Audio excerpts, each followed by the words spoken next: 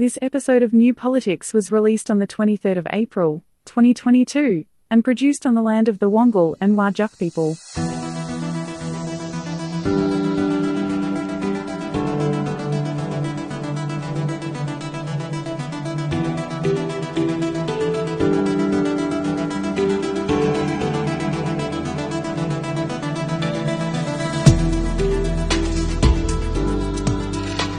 Welcome to New Politics.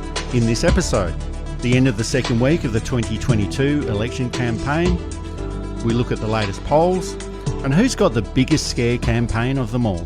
I'm Eddie Djokovic, editor of New Politics. I'm David Lewis, not for the faint-hearted. And a big thank you to our new Patreon subscribers. Thanks for signing up. And if you'd like to support New Politics, you can support us through a Patreon subscription. It's just $5 per month for the Ruby Standard supporter level or $10 per month for the Gold Standard supporter level. But whether it's a subscription or if you just want to listen in, read our material online or buy a t-shirt or buy a book, it's all available at newpolitics.com.au, and all of this is a good way to support independent journalism.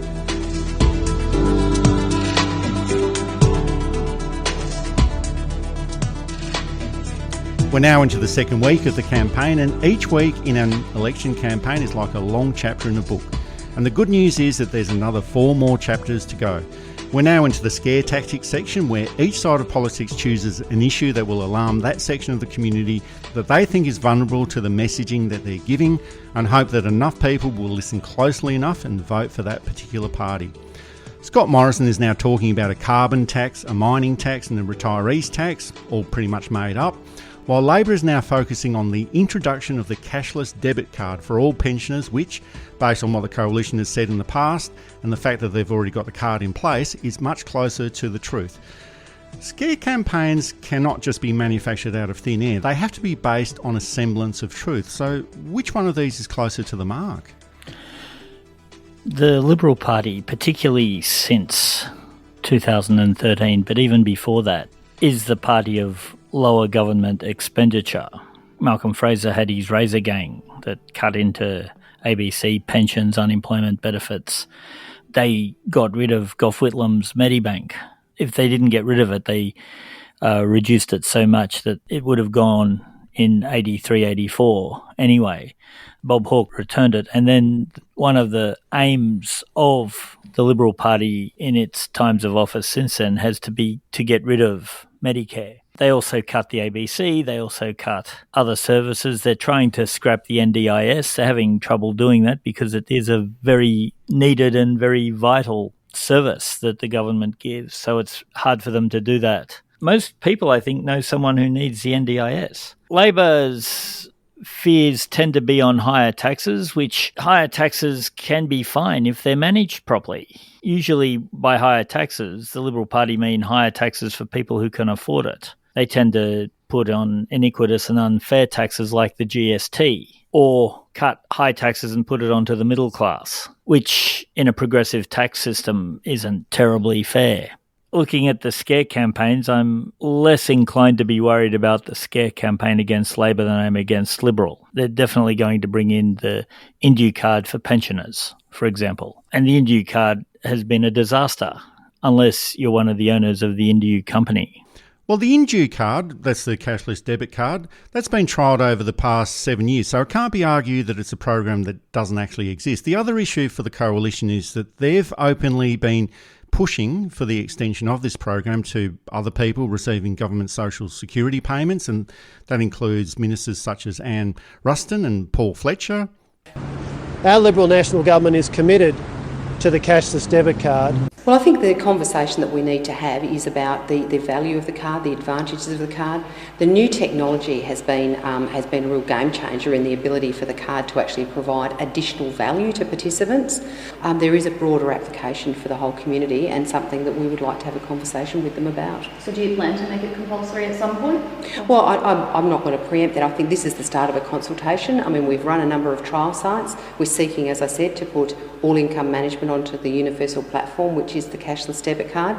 And I think then the conversation needs to be had about what are the advantages of this card, and it's up to us as a government to go and sell those advantages in the hope that the Australian community will see the value of it.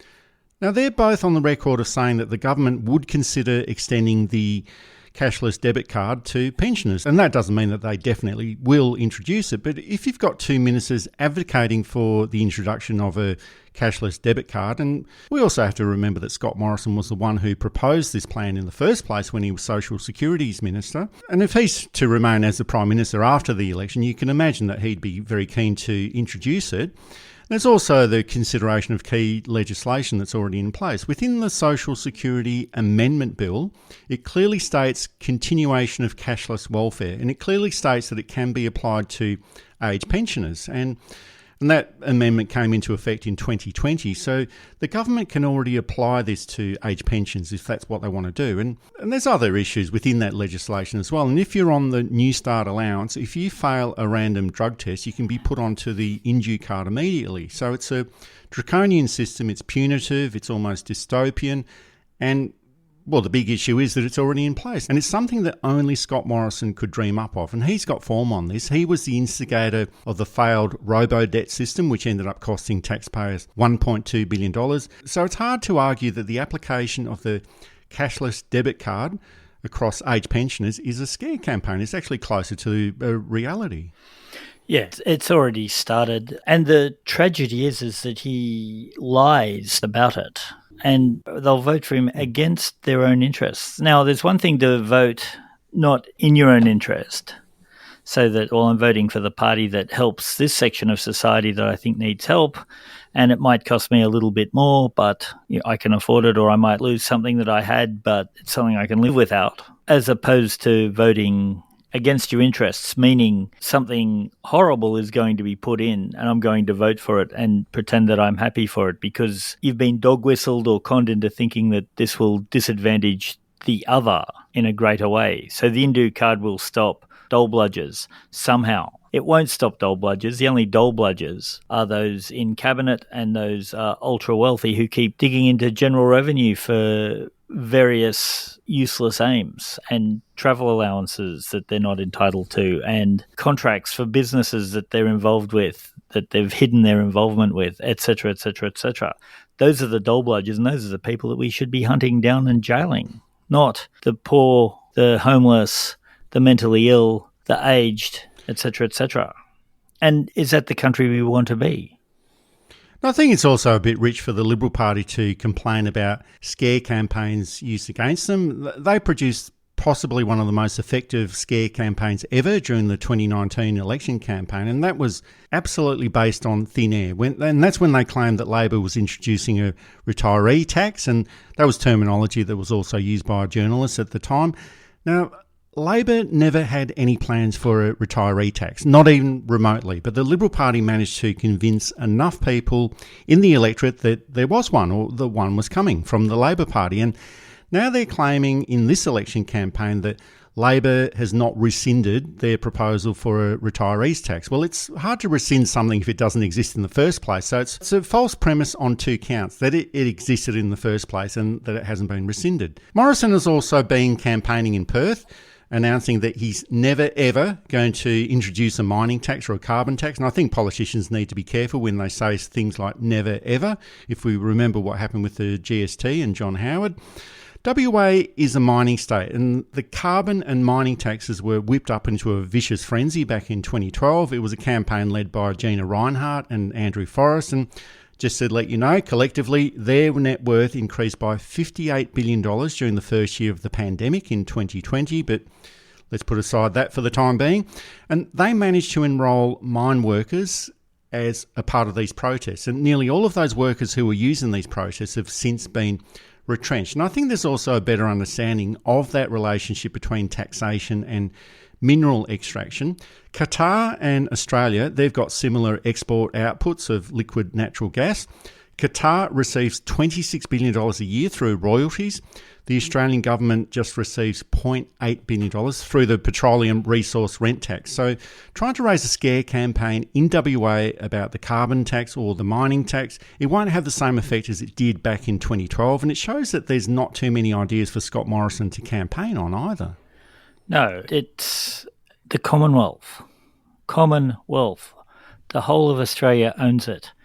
For it to be carved up by this handful of talentless, brainless hacks, many of whom come from overseas, and to watch that wealth disappear. That wealth could fund our universities. That wealth could fund our hospitals. That wealth could fund a more effective and better police force. That wealth could fund a more effective and better defence system, not just worthless submarines, but cyber defence, fair and transparent biocontrols at borders, things like that. Instead, it just goes into the pocket of people whose sole talent is inheriting money and getting it for free. And this takes me back to my point of dole bludgers. Some of the biggest dole bludgers are the mining companies and the big mining companies in Australia. They should be taxed to almost oblivion. And if they don't like it, they can go elsewhere and we'll bring in someone who is prepared to dig up it.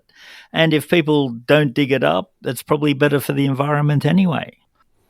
You referred to this before, David, but the big issue to take into account is that Morrison is a known liar. He lies pretty much about everything, even when he doesn't need to lie. And I know that to accuse a politician of lying doesn't have too much resonance within the public because the public expects that that's what politicians all do. But Morrison lies and misrepresents too many times for his own good. And that's one issue that he does have to contend with. He'll deny something that he said, even though he's on the record of having said that. And it's not just Scott Morrison, it's the Liberal Party itself. Here's Tony Abbott on the eve of the 2013 federal election. I trust everyone actually listened to what Joe Hockey has said last week and again this week. No cuts to education, no cuts to health, no change to pensions, no change to the GST, and no cuts to the ABC or SBS. And that was just before he went on to cut Medicare, cut SBS and then cut the ABC to the tune of $783 million. So Morrison and the Liberal Party, they don't have much credibility on very much of what they announce or whatever they claim, but all of this is not so much a matter of whether it's true or not, but whether it's believable in the court of public opinion. And because of his previous behaviour, Morrison will have a hard time convincing the public this time around. There's two campaigns going on. There's the campaign that's actually happening and the campaign that we're told is happening through the mainstream media, and particularly the Murdoch Fairfax-controlled media, who all support a return to the Liberal Party, even if they themselves know that that's probably unlikely this time. We're being told that we don't know who Albanese is. We're being told that there's no vision, there's no policy, there's no... For those of us watching, though, there's policy, there's vision, there's dynamism, excitement on the ground for a new government. And yes, it might be that people are voting against the government rather than for Labor, but it seems that they're voting against the government in large numbers. I've been watching, as our regular listeners know, we have a keen interest in the independent candidates. I've been seeing a lot of posters around for independent candidates. I've been seeing volunteer numbers that equal or even better what Zali Steggall got for Warringah last election. And Warringah was really where they should have listened. Zali Steggall won in no small part because she was very much in favour of a more environmentally friendly government. And this is now resonating through the rest of Australia, I think. And Australia is not a wildly green populace, but Australians are seeing the damage being done by not having renewables, by having a strong reliance on a technology that is dying. You can't stop the change. If the rest of the world goes through with the change, and it's happening, Australia will either have to join or be left out. And I don't see what the advantage of being left out is. And if our billionaires were as bright as they keep telling us they are, they'd have moved a long time ago because that's where the smart money is. And they know it too. But they're risk averse, tied too deeply to the old ways. And like the old ways, they're going to be washed away with it. There's also been a few other issues rolled through the campaign as well. Labor was discussing the merits of renewable energy and electric vehicles, and there's been a dramatic increase in the purchase of electric vehicles since the last federal election, as well as an increase in charging stations as well. So we're probably not going to see too much of Scott Morrison claiming that electric vehicles won't tow a boat or going to see the end of the weekend. And For Labor, I think it's probably more of a box-ticking exercise than much else, although they are committed to these technologies. And I don't think we're going to see too many complaints from the Liberal Party this time around, primarily because we haven't seen the end of the weekend, despite what they were claiming 3 years ago. And transgender issues have also made it into the campaign, with the Liberal Party candidate in Warringah, Catherine Deves. She's been making some outrageous comments about the trans community, and many people have been saying, well, Deves won't actually win that seat with this type of outrageous commentary, but that's not actually the point. Warringah will be won by the independent MP, Zali Steggall. The Liberal Party never actually intended to win that seat again, but putting in someone like Deves means that it's a dog whistle issue that Morrison can then use to connect with other conservative and religious elements in other seats, and that's what his intention always was. Now, there's a reason why the former Liberal Party minister, Michael Keenan, publicly said that Scott Morrison is an absolute arsehole, because that's exactly how he behaves. And this is all about seeking a divisive issue, because Morrison doesn't really know any other way, and pushing out that message that transgender people shouldn't play in women's sport and trying to find a receptive audience for that message. It's disgusting, it's despicable, but if there's a vote to be gained there, for whatever reason, and irrespective of how low you need to go to get there, Scott Morrison is never too far behind there. I'm not trans, and I don't speak for the trans community, but I'm starting to get quite concerned that both parties will happily kick into them when it suits them. My view is, ultimately, if it doesn't affect me in a negative way, why should I be opposed to it? And people identifying differently to what I identify as dressing differently, living differently, shouldn't bother you. And we should have compassion. We should have empathy. We should have solidarity. And just because you don't understand it doesn't mean you don't have to accept it. It is a way of distraction too. Because when Catherine Deves brings up women in sport, there was some dog whistle about the Russians and the Chinese will jump in and win all the Olympics because they'll just put men into it. This is a non-issue designed to distract from everything else. Some people are saying that it is to dog whistle in other areas of Sydney. Others have said that they don't think he's smart enough to be able to think that far ahead. I don't think it's him who came up with the tactic.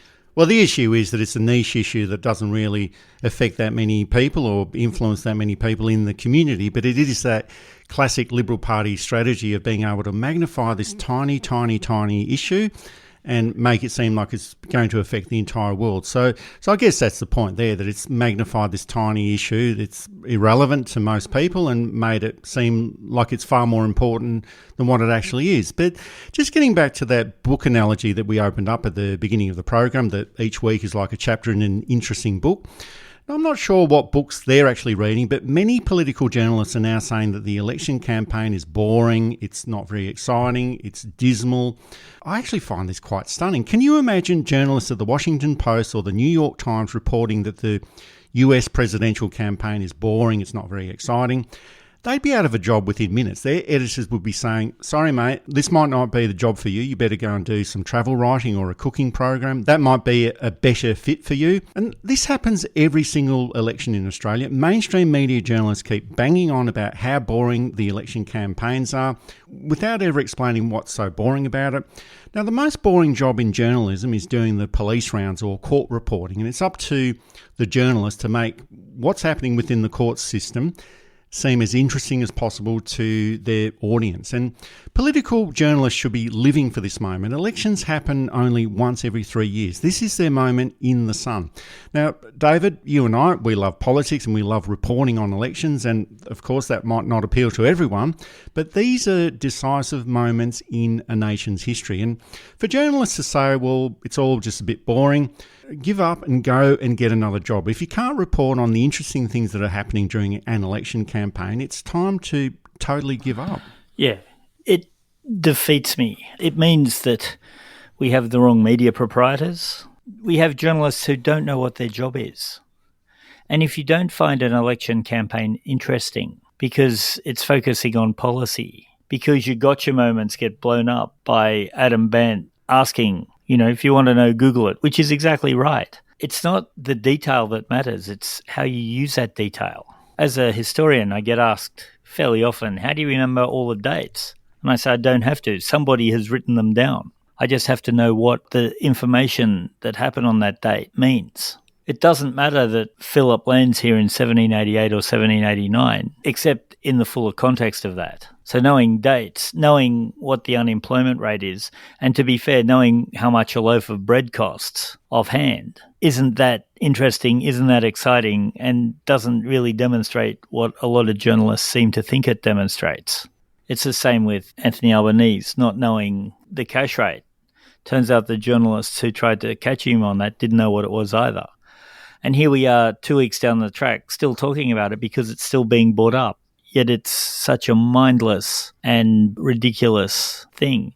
And the more they talk about this type of thing, the stupider and more out of touch they look. This is why we need independent media. That's why I'm really pleased to be a part of independent media. You're listening to New Politics. You can subscribe to us on Apple or Google Podcasts, listen through YouTube, SoundCloud and Amazon Music, or find us at newpolitics.com.au, and you can now support New Politics through Patreon. Up next, we look at the latest opinion polls and find out what the effects of the independence will be if there's a minority government.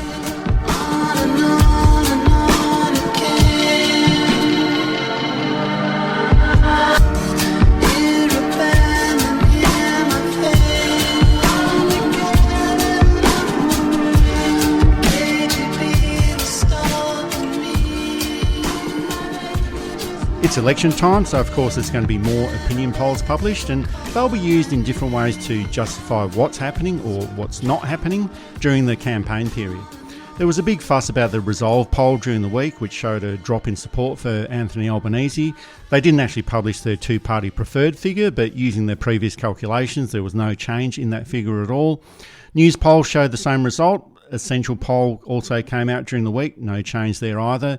And the Morgan poll showed a slight drop for the Labor Party, but it's still at 55% for Labor and 45% for the coalition in two-party preferred voting terms. And all of this suggests that the electorate either hasn't switched on to the campaign yet, or the vote is set and not likely to change very much during the course of the campaign. And all of these positions are election-winning positions for Labor. And, well, of course, we've got to point out that these are just opinion polls. They were wrong during the 2019 federal election, and they could be wrong this time around too. But the main media commentary at the moment is that the end result could end up being a hung parliament, similar to what we ended up with in 2010. But this one, if it does end up coming to that, could end up being a very different hung parliament.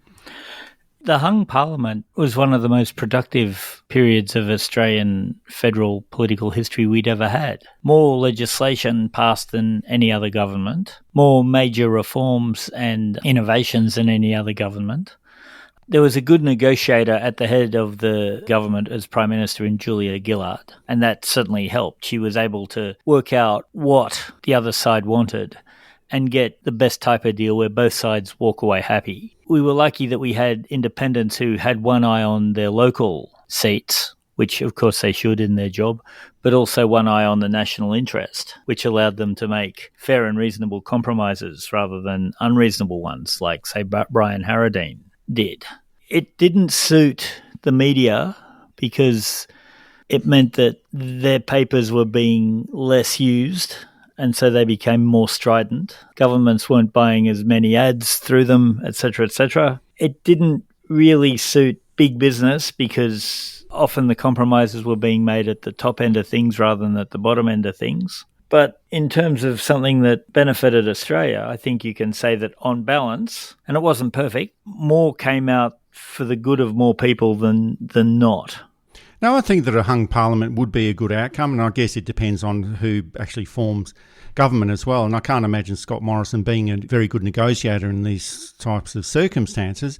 But in the parliament that just ended, there were 8 MPs on the crossbench, and I'd say that 6 of these are likely to be returned to parliament, and that would be Adam Bandt, Zali Steggall, Helen Haines, Bob Catter, Andrew Wilkie and Rebecca Sharkey. But there is a possibility of independents picking up another 4 to 6 seats in Wentworth, Goldstein, North Sydney. Josh Frydenberg's seat of Kooyong is in play as well, and possibly the seat of Hughes. That's where Craig Kelly is the local MP. There's also a strong independent challenge in the seat of Curtin in Perth, and that's held by the Liberal Party as well. There could be other surprises in other seats in the North Shore of Sydney or into Melbourne.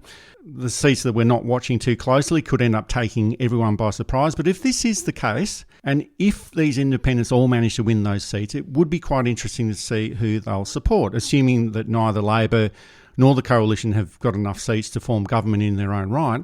The bigger issue is that all of these seats possibly going to the independents are coming off the Liberal Party. And we've found that out with all the candidates that we've spoken to over the past few months, that there's that consistent factor of climate change, corruption and integrity, women's safety, government incompetence and mismanagement. And you've got to say that even though these seats are coming off the Liberal Party, it would be hard for these independents and the rest of the crossbench to support the Liberal Party to form government, especially if Scott Morrison remains as the Prime Minister. Climate change has been anathema to the Liberal Party. They've dumped the Integrity Commission, they've paid lip service to women's safety, and there's no sign to the end of their incompetence and mismanagement. All of these independents are campaigning strongly on these issues, and it would be hard for them to go back on their promises and support a government that doesn't want to do anything at all on these issues. We should, just to go back for a second, mention the seat of Deakin, because I know that the Shady Sukar people love it when we mention them. That's a seat that will possibly lose too and go to either the Labor Party or the Greens. There's no strong independent running, interestingly enough. But yeah, I just wanted to say hello to our friends at Shady Sukar. Zali Steggall got into a bit of trouble by saying that she would support a government that wasn't led by Scott Morrison. I'm going to be fair to her here in that Warringah is a fairly blue ribbon seat, and it would have been very unlikely that she would say, I'm going to support Labor no matter what. She was really trying to play both sides. I suspect that she would look at the claims of both sides and talk to the other independents and support what she genuinely thought would be the best government. And if that happens to be a government led by somebody else, and it's hard to know who, I can't imagine that a Peter Dutton-led government would be any more pleasing to her, or a Josh Frydenberg one for that matter. But yeah, she was essentially trying to reassure her electorate that she would look after their interests. I've got no problem with this. All of the independents that we have interviewed have been very impressive. And if they were to all get in, I wouldn't be terribly worried for the short-term or even medium-term future of Australia. I assume that at least some of them will get in. And it may be a strongly hung parliament is what Australia needs, just to clear out some of the dead wood from atrophying party system. And another consistent theme, or at least for one side of politics, is that constant election campaign question of how are you going to pay for that and where's the money coming from? But it's only asked of the Labor Party. So whatever the policy announcement is, even if there's no costing attached to that policy announcement, one of the first questions asked by journalists is where's the money coming from? And whether it's Bill Shorten announcing a reform of the NDIS, or Anthony Albanese announcing $2.5 billion for aged care, or Tanya Plibersek announcing a schools funding package, or Jim Chalmers announcing a renewable energy fund, it's always the same. And whenever I hear that question, I just hear a journalist that wants to display to the world that they've got no imagination and not interested in the real policy. And the answer always is, and it's always going to be the same answer, the money is coming from the same place where the Liberal Party finds it, the Reserve Bank of Australia. They'll release more money as it's needed, as they have for the Liberal Party. And we never hear questions asked of Scott Morrison or Josh Frydenberg, where's the money coming from for the $5.5 billion that you wasted on the cancelled French submarines contract, or the $40 billion you wasted on JobKeeper payments to companies that didn't need it, or the $30 million land purchase in Western Sydney for land only worth $3 million, or the $500,000 hush money paid to a former Liberal Party staffer for workplace bullying. And admittedly, these are smaller amounts, but surely we've got a right to know how the Liberal Party is going to pay for all of these things as well. Yeah, what services are they going to cut? And that's what the question is. It's the journalist is asking, what benefits are my bosses going to miss out on? Are you going to tax them more? Are you going to cut the various welfare subsidies that they get. Australian business is some of the worst in the world. Without government money, a lot of them would collapse. And not only that, they whinge about there's too much government interference, meaning they want the money for free. You're exactly right. It's a lazy question. It's a question that hasn't been thought through. It's a question of idiocy, because the other thing is that there's two sets of books. The books that get presented and the books that are actually. So Labor is if Labor wins, it's going to go into a worse debt situation, a lower income situation, and a higher outgoing situation. So maybe a candidate, and if any of our good friends in the Labor Party are listening, and hello to you all, maybe you should ask, where do you want the money to come from? Or maybe you should ask, it doesn't matter where it comes from, it will be spent better by us than them. You're listening to New Politics. You can subscribe to us on Apple or Google Podcasts, listen through YouTube, SoundCloud and Amazon Music, or find us at newpolitics.com.au, and you can now support New Politics through Patreon.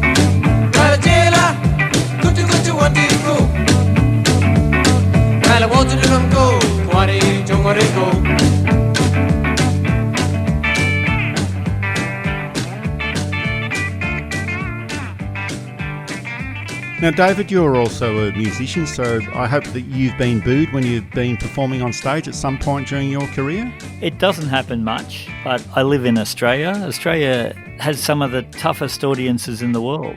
It really does. It's a visual joke, but the Australian standing ovation is where you look over your shoulder and sort of give a... and then turn back to whatever you were doing. Yeah, it's been decades since I've been booed, but you're not a musician in Australia till you have negative feedback. Now, Anthony Albanese is not a musician. He is a DJ, though, and he does like the Ramones and Radio Birdman, but he did appear on stage at the Byron Bay Blues Fest. He was invited to appear at the request of Jimmy Barnes, who was a long-time Labor supporter. Now, I used to be a bit of a rock pig when I was younger. I was in a punk band when I was 17, and those days are well and truly over. But I don't think I'd like it if I was in the mosh pit waiting for the next band to appear and a politician all of a sudden appeared on stage. But it wasn't really a big deal. Albanese was on stage for about 20 seconds. He said that Labor supports the arts and music industries, which it does.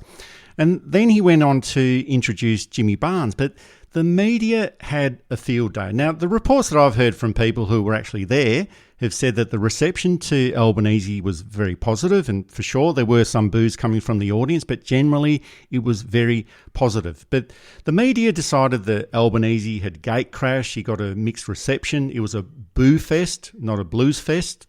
You know, very funny pun there. And the ABC went to the extent of doctoring the audio and just using a small snippet from the audience reaction to make it seem like the entire audience reaction to Albanese was entirely negative and hostile. And we highlighted the bad behaviour of the media quite a lot in our previous episode of New Politics. The media is absolutely febrile in their reporting of Anthony Albanese. The guy cannot do anything right in their opinion. Doesn't matter what it is, even if he's making an innocuous appearance at a music festival. This is all somehow wrong. Whereas Scott Morrison is absolutely perfect. It's like the media has got this belief in the Messiah complex. But is this constant media attack on Anthony Albanese, is it becoming a little bit too obvious and too unsophisticated for it to work effectively against him? There wasn't this level of coverage for the absolute hammering Scott Morrison got at Shane Warne's funeral. The booing was resounding. I'd have hated to have seen what would have happened had he got on the stage at Bluesfest. Given that he hasn't been to any public event, he goes round the back, he goes to very managed very, very managed photo opportunities. Someone said he hasn't met a real voter yet. So that Anthony got up, and whenever a politician gets up in front of a crowd who you don't really know is there, you could assume that it's a rather leftish crowd at Bluesfest, but of course not all the left support Labor. There's a lot of, they call themselves apolitical, who hate both parties. Given that we didn't really see a lot of Morrison being booed at the service for Shane Warne, it shows that someone is worried.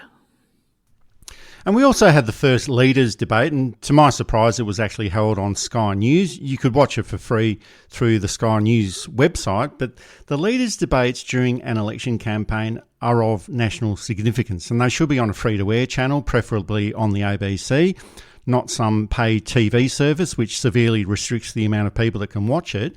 Only 10% of the electorate has got access to Foxtel, so it should be on a much broader audience or a much broader platform than that.